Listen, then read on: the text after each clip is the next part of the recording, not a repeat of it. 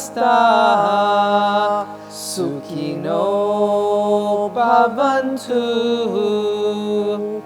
lōkah samastah, sukhinō bhavantu. Let's do English.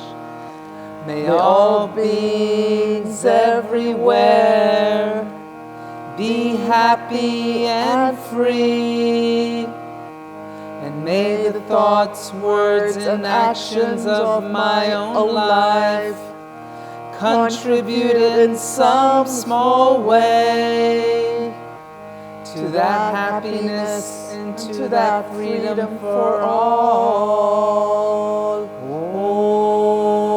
Om Shanti, Shanti, Shanti.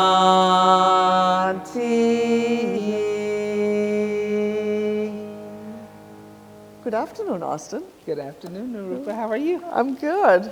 It's good to see you. Good to see you too. Really excited to see you for the last 2 weeks of the year. I know, we're like, it's been so crazy and hectic, but that's kind of like why we've chosen this exploration of the month, isn't it? Yep. Yep. It's a season of refuge, and it's a season of being together. It's a season of reflection. Yeah. And I really enjoyed reading this exploration of the month, especially because I think it really elevated the season of the holidays of being with those you love and those you may not connect with, but those that are relations of the blood, right? Yeah. With whom you kind of find yourself gathering with.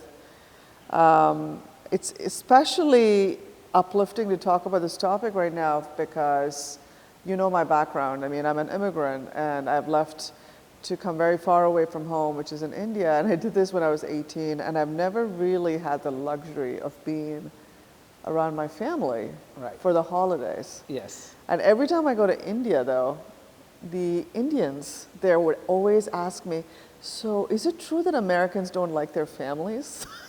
And I always would wonder, where does that question come from? Right.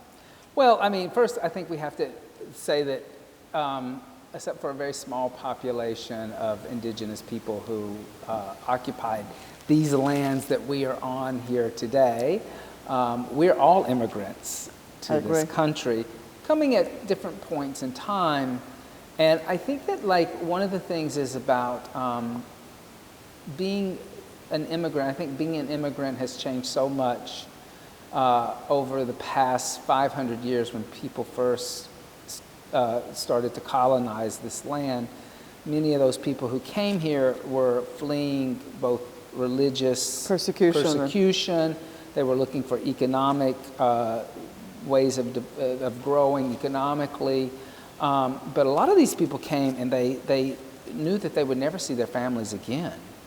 That, you know, that if you left England or you left Ireland or you left Spain, you came to the quote unquote new world, that you would never see the old world again. So when you said goodbye to your mother and your grandmother and your father and your uncles and your cousins, it was probably goodbye forever.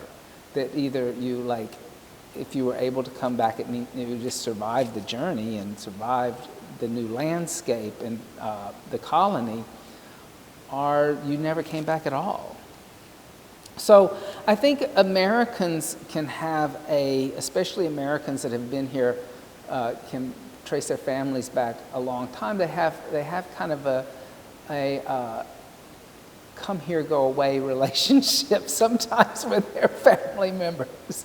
Like they can be very nostalgic about, like, family and the idea of family, but at the same time they can be, like, really that Protestant upbringing can be a little cold and austere to family. And I find it always interesting that, like, dealing with, you know, having so many students from Southeast Asia, and that they are much more forgiving of their family members. They're more accepting of their family members, and there's a bond that I know that I don't have with my family members. Oh, really? Oh, yeah. I mean, yeah. And part of it is, you know, my family's, you know, in the deep South. And as a young man, as a teenager, I couldn't wait to get out of Alabama, leave Alabama for good. And as when I left Alabama, it was 1989, and you were going through the whole Reagan years and the Bush years and the Clinton years, and and things just seemed to become more divided than they were getting better at times. Especially with my family being very left-oriented, my parents and my mother, but I found that the extended family, from them, my cousins, my aunts, my uncles, they were becoming more right-oriented. And so you would go home and you would just have these very uncomfortable, constant discussions about politics over the holiday table. And now, is this what you think makes it stressful for a lot of people? I mean, every conversation over the last 2 weeks has always opened up, but I know the holidays can be stressful for some of us.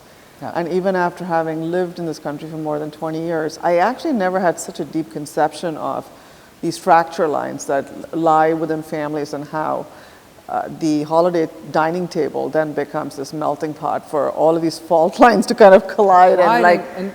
And there's a kind of, I think that over the years, there was a generation, that my father, dealing with his aunts and his uncles, there was a kind of polite society that you just didn't talk about those things at the dinner table.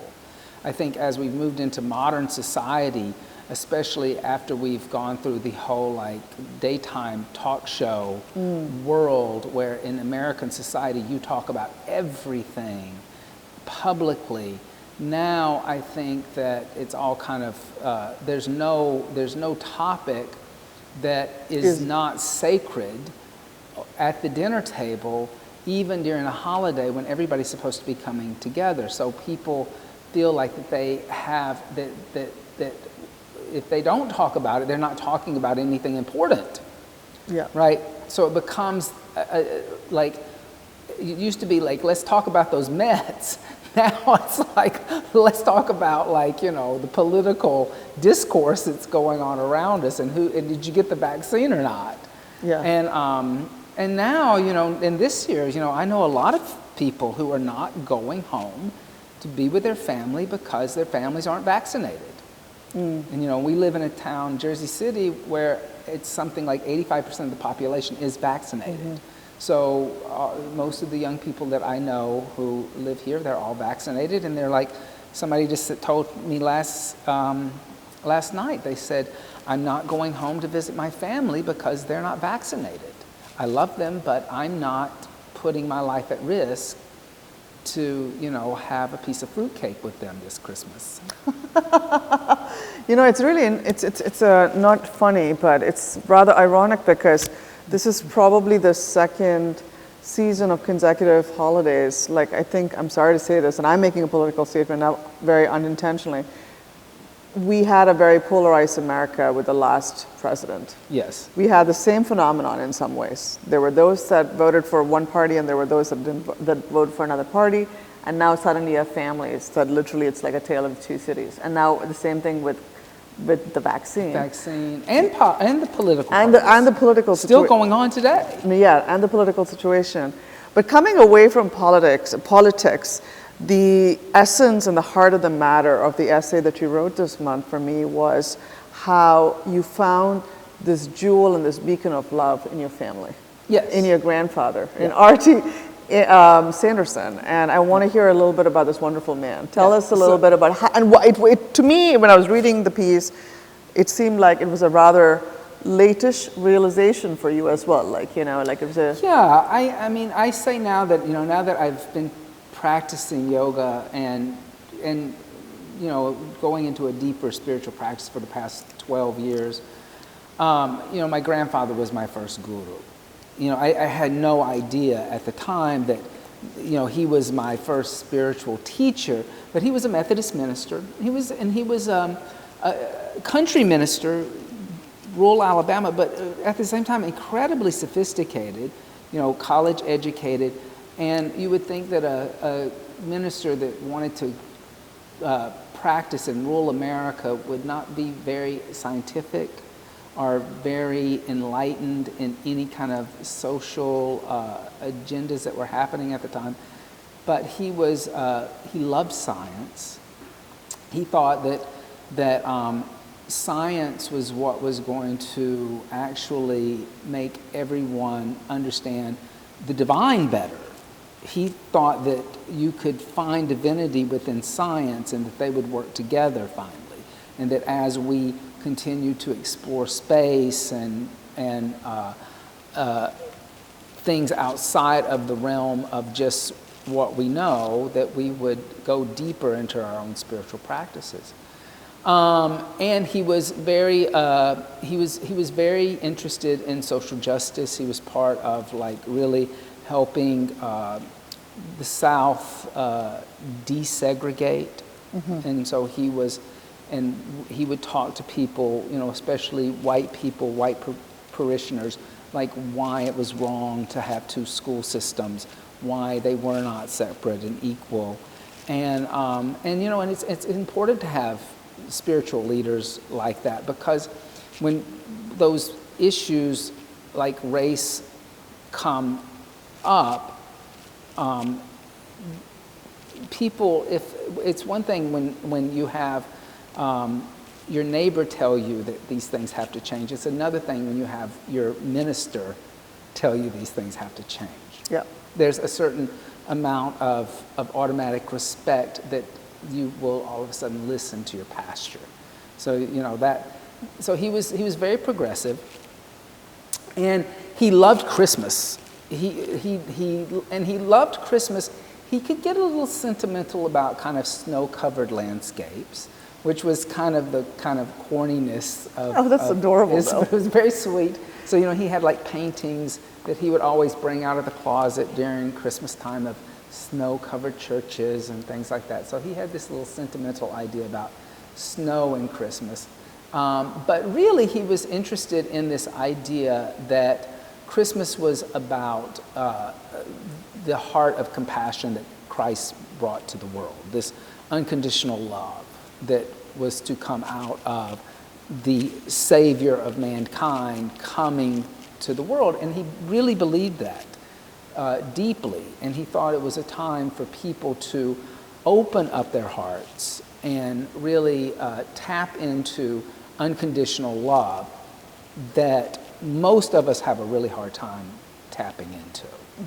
And he would write music, and he would write little Christmas songs about those themes of Christmas, of unconditional love, compassion, being open-hearted.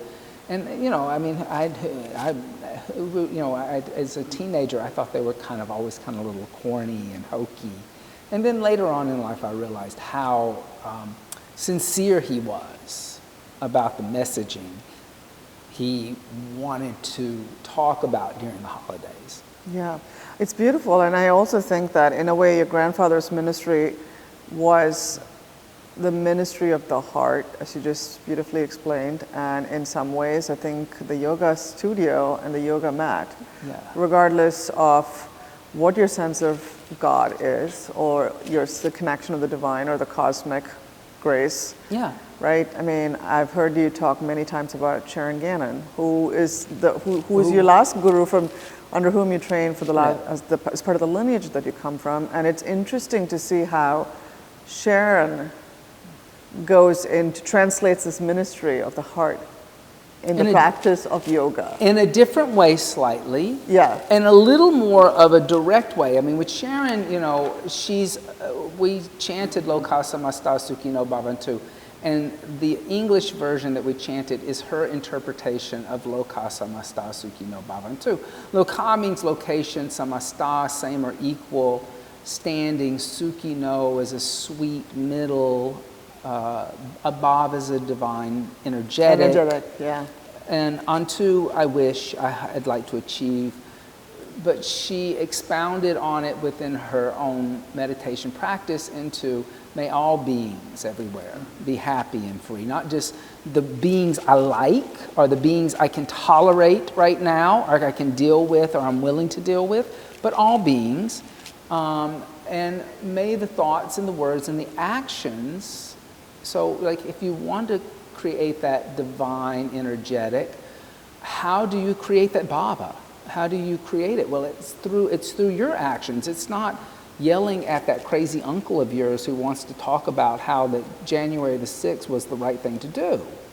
You have to even offer that being that you totally disagree with and may even make you really mad and upset, the same love and compassion and understanding that you would offer somebody that you totally agree with. It's interesting. I mean, I think the word bhava, a divine energetic, so this immediately brings to mind something that I study about in Nichiren Buddhism, where they say that you kind of have to be the cause and the effect of the state of matter or the phenomenon that you want to create. What I mean by that is if I choose to show up in this space with a great deal of openness and unconditional love, as you said, or love, and with the bigness of the heart, they also say that by virtue of your energetics, because we all are kind of quantum particles colliding with each other, and our energies are bouncing around. Right. In the state of interaction between you and me, my energy can shift yours. My frequency can totally lift yours. Yeah, or put me down. Or put you down. Or put me on the defensive. Yeah. Or make me receptive. Yeah. Yeah. Yeah. Yeah. And the second thing that I also thought that was very powerful is where you offer the consequences and the impact of your thoughts, words, and actions for the benefit of someone else. The whole. The whole. Benefit of the whole. Right? Not and again, not mine, but your benefit. And then from that, you will give me back that energetic. That's right. And you know, and that concept also for me resonates with what the Buddhists talk about, the bodhisattva. Right. You are uplifting on behalf of the whole, really. Yeah. You and know? right now, you're like in social media, you're seeing so many yoga teachers, professed yoga teachers, or yoga activists posting things about, you know, like setting your boundaries before you go home for Christmas. Tell people what you'll, like, you know, which automatically brings a bhava of defensiveness into the room. Like, you know, if you don't want to go, don't go. But don't walk into the room already with a loaded gun and the hammer pulled back. Because that's what you're doing when you actually come in with that kind of angry, defensive attitude, like, I'm not going to talk about this and I'm not going to talk about that. Take that down to yourself. Your crazy uncle can sit there and talk about it all he wants to. You don't have to involve yourself in the conversation. Yeah. You know, you don't have to engage. And probably not engaging is going to shorten his ability to talk about it for very long. Yeah. It's only if you engage that it keeps the thing spinning. It keeps the top spinning above on the little stick, you know? Yep. Definitely agree with that. I have, and just to slightly switch to a different tangent as well. It's funny, I was driving to Little India this afternoon, and James and I the car in front of us had a bumper sticker, put the Christ back in Christmas. We both thought that it was funny in a way, because not that I want to be sitting around, you know, I'm not Christian, as you know, but actually we've taken a lot of the sacred out of Christmas. We've taken a lot of the sacred out of the holidays, because in some form and fashion, for me, when I think of Christmas in America, it feels like a logistical nightmare. All I can envision are people having to like plan gifting and like, you know, like buy things much ahead of time so they can be be involved in the act of gift exchange, which by itself, by the way, is beautiful, and I'm not condoning it. But I think it has somewhere here it's become so consumeristic that I actually think that in parts it probably creates stress and pressures on people's wallets. Yeah. Especially those that have had a financial setback or an economic setback over the last few years from the pandemic. And the act of gift giving does not necessarily have to be an indicator of how much we are buying for someone. Right. to express that act of love. And so what is your view on this kind of gift exchange and financial inclusion? Well, I think that over the years, I think that when you have a capitalistic society that's driven by consumerism, the people who sell you that idea and dream of what your life should look like, they are very clever people. They get paid a lot of money in the advertising world and the corporate world to actually come up with these ways of making you feel like that you don't have enough, making your children feel like they don't have enough, making you feel like that you have to buy and consume more to be happy. And the problem is, it's like an old, when a teacher I had many years ago who was a bhavantu teacher, they were talking about how that the person that doesn't have a bike, that has to walk to work, sees the bike and goes, oh, if I only had that bike. And then they get a bike, and then they see a motorcycle, and they say, oh, if I only had that motorcycle. Yeah. And then they say, and they see a car, and they say, oh, if I only had that car. Yeah. And then they get a little, a little car, and then they go, oh my God, if I only had that van. Yeah. And it keeps going and going and going and going, and you keep looking for fulfillment within the idea that something outside of you is going to make you happy. The idea of gift giving is a beautiful idea, but when gifts are given and they have no heart behind them, they're hollow. Yeah. It's a hollow gesture. Yeah. So, I would rather, when people give me gifts, I would always much rather have somebody, make me a vegan cookie than give me a sweater that I don't need. Yeah. Even if it's an expensive sweater. Yeah. Right. Or I've had people make beautiful just cards. Students made cards. I've kept those cards, and then I've gotten gifts from family members that are just kind of meaningless gifts. Yeah. Because they feel like they have to give a gift. And they usually go to Goodwill or something like that within a year, or re-gift. I'll re-gift something. Yeah. So it's something that I think we should think about. Yeah. In our world that has gotten us to really believe that if we don't have the latest gadget, the latest thing, that we're incomplete. Yeah. And that's sad. Yeah, the fact that a lot of the Christmas conversation, one of the first things that comes up is concern about the supply chain problems because I'm not sure that my son's gift is going to get here on time. And I'm like, wow, this has very much become a very American consumer spending holiday. Yeah. Really. It's interesting. In India, Diwali is when I think we go to each other's homes. We used to, at least. I don't know what people do now.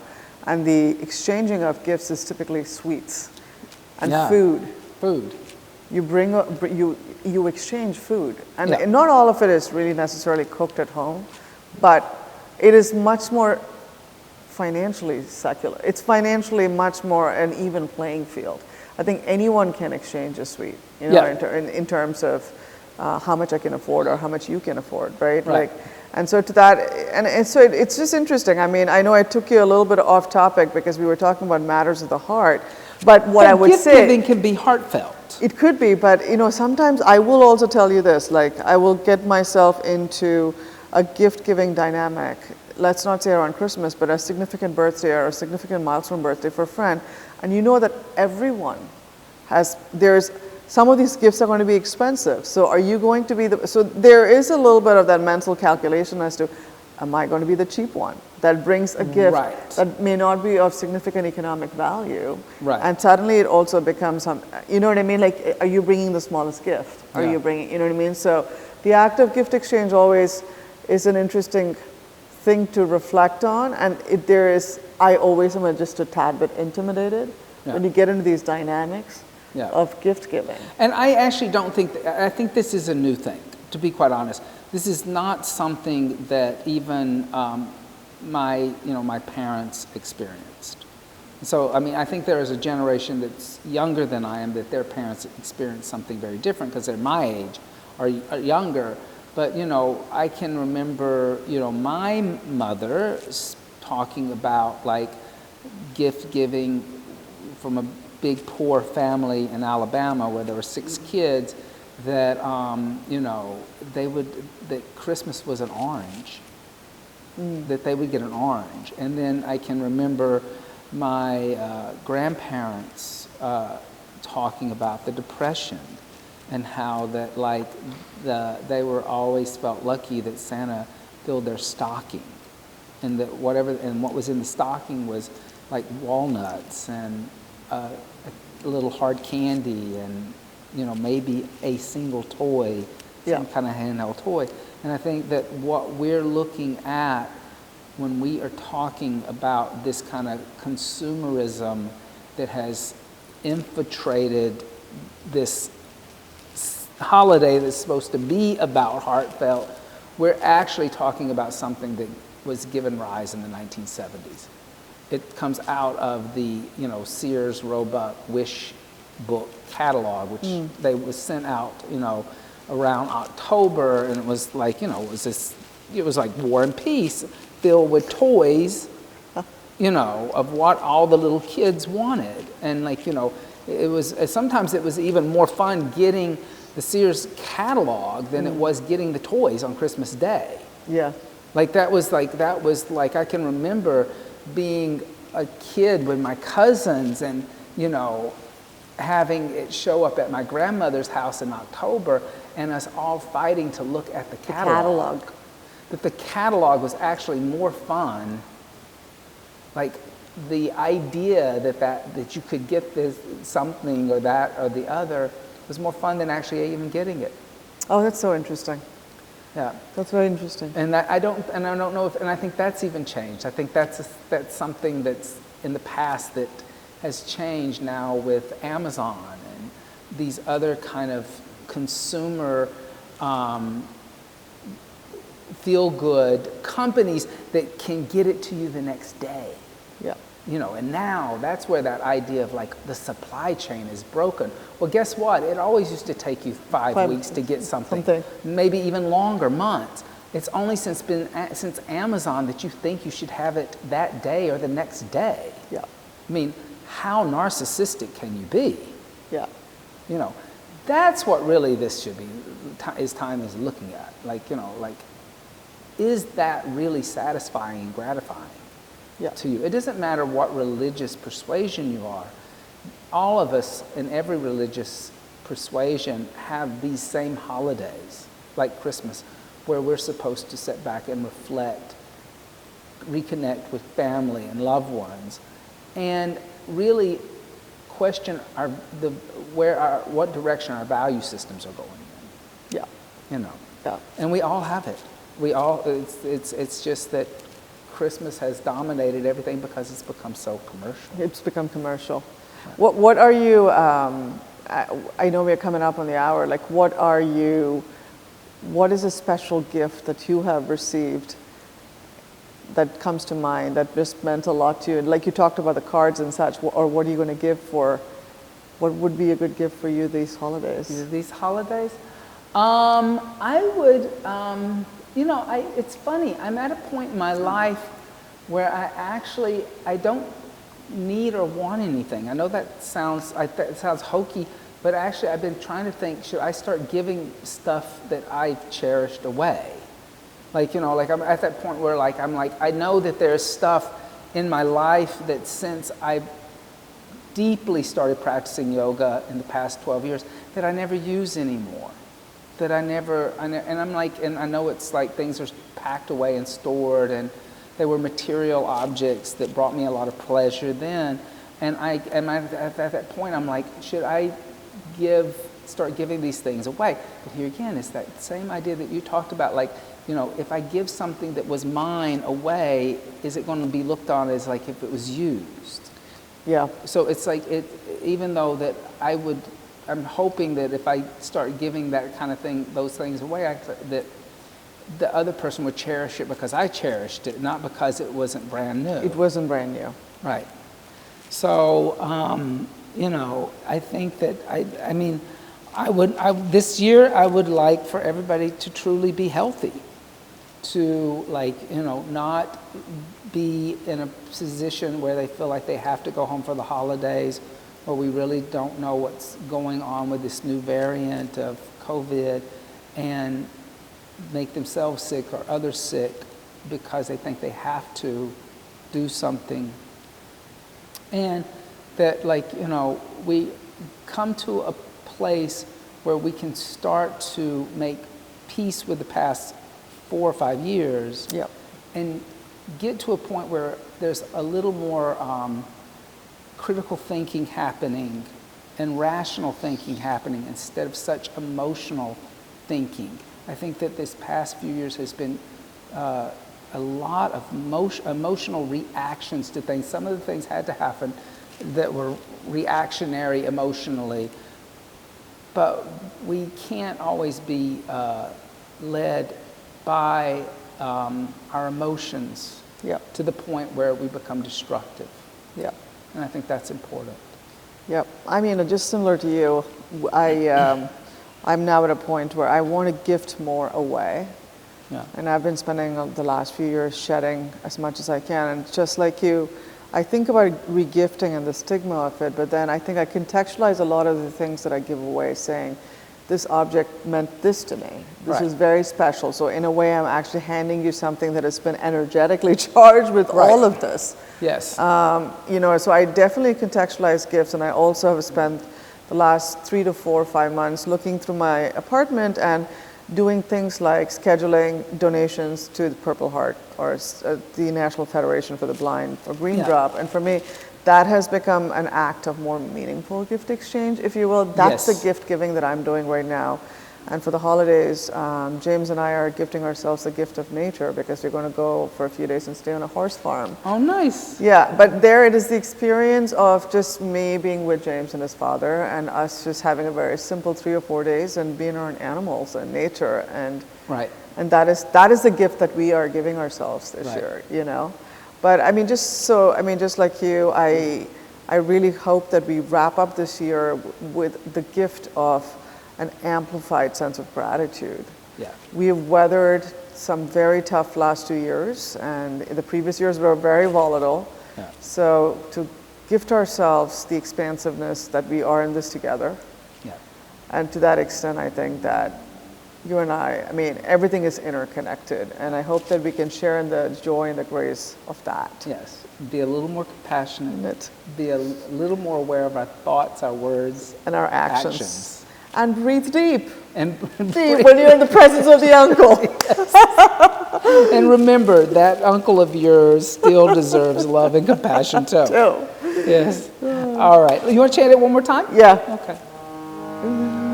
Lōkah samastah sukhinō bhavantu.